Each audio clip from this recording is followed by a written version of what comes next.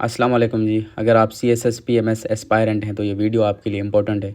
आज हम एक आर्टिकल डिस्कस करेंगे from Dawn news which is about India Pakistan relations के ये रिलेशंस क्यों ख़राब हैं और वॉर के क्या रिस्क्स हैं और किस तरह जो है इंडिया और पाकिस्तान के ताल्लुकात बेहतर हो सकते हैं।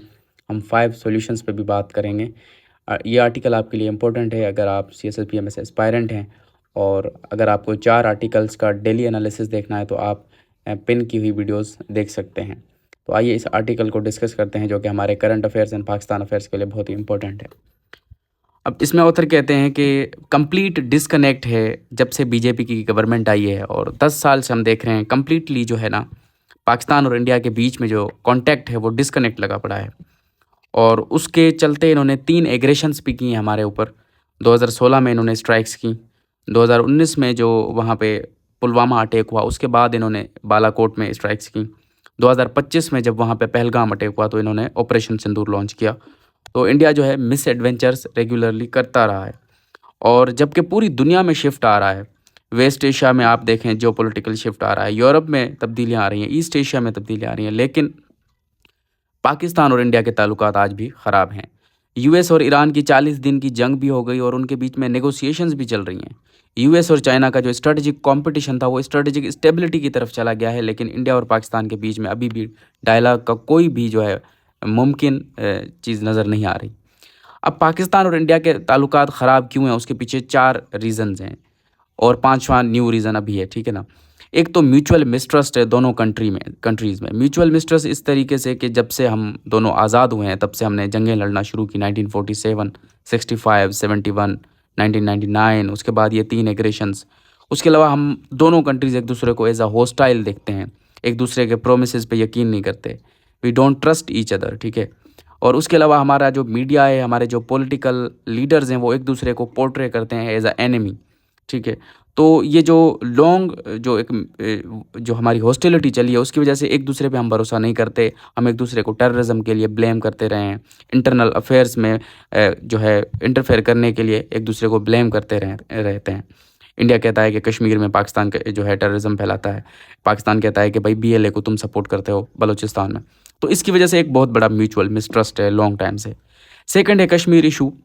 1947 से लॉन्ग स्टैंडिंग कश्मीर इशू है। UN की काफ़ी ज़्यादा रेजोल्यूशंस पास हुई हैं, लेकिन ये कश्मीर का जो मुद्दा है ये सॉल्व नहीं हो सका और जिसकी वजह से दोनों मुल्कों के बीच में ताल्लुकात अब तक ख़राब हैं। टेररिज्म के ब्लेम हमेशा इंडिया ने कोशिश की है पाकिस्तान की इमेज को ख़राब करने में और टेररिज्म के ब्लेम करता रहा है, चाहे वो 2019 हो, 25 हो, उससे पहले हो, ताकि पाकिस्तान की जो इमेज है वो ख़राब हो और पूरी दुनिया में पाकिस्तान को आइसोलेट किया जाए। चौथी चीज़ है इंडिया का जो है एक रिजिड एक जो है उसका जो एक बिहेवियर है रीजनल डोमिनेंस का, कि इंडिया की एक पॉलिसी है कि वो रीजन में डोमिनेंट होना चाहता है। वो खुद को स्ट्रॉन्ग इकोनॉमी, स्ट्रॉन्ग पॉपुलेशन मानता है, तो वो चाहता है कि बाकी कंट्रीज़ उसके जो है सब ऑर्डिनेट हों, सब डोमिनेंट हो, वो उसके नीचे हों। और इसी के चलते उसने काफ़ी ज़्यादा एक्शंस लिए हैं, जैसे इंडस वाटर ट्रीटी को, सॉरी, सार्क को जो है ऑर्गेनाइजेशन को जो है इसने जो है बाइकआउट कर दिया। अब जो फिफ्थ जो रीज़न है जिसकी वजह से ताल्लुकात ख़राब है वो है इंडस वाटर ट्रीटी की सस्पेंशन। जब से इंडस वाटर ट्रीटी को सस्पेंड किया है जो है इंडिया ने, उसके बाद जो है काफ़ी ज़्यादा ताल्लुकात ख़राब हो गए हैं और पाकिस्तान की तरफ से यही कहा जा रहा है कि आप इस ट्रीटी को जो है बहाल करें। अब वॉर रिस्क्स बहुत ज़्यादा हैं। दोनों कंट्रीज़ न्यूक्लियर पावर हैं और न्यूक्लियर पावर होने की वजह से वो डायरेक्ट लड़ते नहीं हैं और छोटी-मोटी कन्फ्रंटेशंस होती रहती हैं।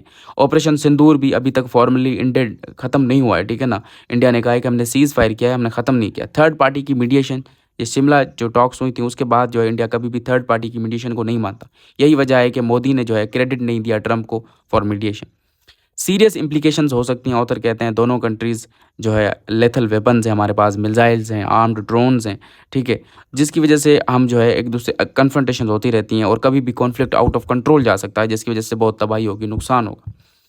सिर्फ अभी जो एक पॉजिटिव चीज़ है वो DGMO कनेक्शन है, DGMO कम्युनिकेशन है। दोनों तरफ से DGMOs होते हैं जो कि एक दूसरे से बात करते हैं बॉर्डर्स के बारे में, सीज़ फायर वायलेशंस के बारे में या कोई बॉर्डर वायलेशंस के बारे में, सिचुएशन को एक दूसरे को जो है मिसअंडरस्टैंडिंग को क्लियर करते हैं। बस ये है कि एक वीक में ये टेलीफोनिक रब्ता होता है। ऑथर कहते हैं कि नेशनल सिक्योरिटी एडवाइज़र्स का कॉन्टैक्ट होना चाहिए। पाकिस्तान और इंडिया को चाहिए कि अपने हाई कमिश्नर्स को वापस भेजे जो कि इसने सिंदूर ऑपरेशन के टाइम जो है एक दूसरे से, या कह सकते हैं पहलगाम अटैक के टाइम, वापस बुला लिए थे। अब ताल्लुकात को बेहतर करने के क्या तरीके हैं, आज हम 5 सॉल्यूशंस डिस्कस करेंगे। सबसे पहली चीज़ है इंडस वाटर ट्रीटी को रीनेगोशिएट करना, जो कि अभी का सबसे बड़ा मसला है। 23 अप्रैल को 2025 में इंडिया ने इस ट्रीटी को अबेंस में डाल दिया। मीन्स उन्होंने कहा है कि हमने टेम्पररीली इसको सस्पेंड किया है जब तक पाकिस्तान टेररिज्म को ख़त्म नहीं करता। तो पाकिस्तान अब किस तरह जो है टेररिज्म को ख़त्म करे कि वो इस ट्रीटी को सस्पेंड करें, रिस्टोर करें, मतलब वो रिस्टोर करना ही नहीं चाहते। ऑथर कहते हैं रियल रीज़न ये है कि वो अपने प्रोजेक्ट्स जो हैं, जो चेनाब रिवर पे हैं, जो रावी रिवर पे हैं, उनको जो है कंप्लीट करना चाहते हैं। Sorry, not Ravi. तो इन प्रोजेक्ट्स को कंप्लीट करना चाहते हैं, जिसकी वजह से ये ट्रीटी उन्हें कंप्लीट करने नहीं दे रही थी। ट्रीटी के अंडर जो है वो ये चीज़ नहीं कर पा रहे थे, इसलिए उन्होंने ट्रीटी को जो है सस्पेंड कर दिया है। अब कोर्ट ऑफ आर्बिट्रेशन ने भी कहा कि इंडिया ने जो ये किया है ये इलीगल एक्ट है, और पाकिस्तान ने कहा है कि अगर थोड़ा भी पानी जो है डाइवर्ट किया जाता है या फ्लो ऑफ वाटर जो है चेंज किया जाता है तो ये एक्ट ऑफ वॉर कंसिडर किया जाएगा और पाकिस्तान जो है रिटेलिएट करेगा। ऑथर कहते हैं कि इस ट्रीटी को रीनेगोशिएट करना चाहिए, और रीनेगोशिएशन से पहले ये होना चाहिए कि इंडिया को चाहिए कि इस ट्रीटी को रिस्टोर करे, उसके बाद ही कोई बात हो। यानी रिस्टोर करने का मतलब ये होगा कि वो प्रोजेक्ट्स भी वहीं पे रुक जाएंगे, और उसके बाद जो इंडिया अमेंडमेंट सजेस्ट करना चाहता है उस पर डिस्कशन होगी, और अगर वो जो है एक्सेप्टेबल होंगी तो उन पे जो है अमल दरामद भी होगा। सेकेंड सोल्यूशन है कॉन्फिडेंस बिल्डिंग मेजर्स। कुछ तरीके होते हैं जिससे दो मुल्कों के बीच में कॉन्फिडेंस या ट्रस्ट बिल्ड होता है। एक पीपल टू पीपल कॉन्टैक्ट होता है। पीपल टू पीपल कॉन्टैक्ट का क्या मतलब है कि वहाँ के लोग यहाँ पे मजहबी रसूमात के लिए आएँ, यहाँ के लोग मेडिकल ट्रीटमेंट के लिए इंडिया जाएँ जैसे पहले जाते थे, और जो डिवाइडेड फैमिलीज़ हैं जो कि पार्टीशन के टाइम डिवाइड हो गई थी, उनके रीयूनियंस हों। इस तरीके से दो मुल्कों के बीच में जो है ताल्लुकात सही होते हैं, और इसको कॉन्फिडेंस बिल्डिंग मेजर्स कहते हैं।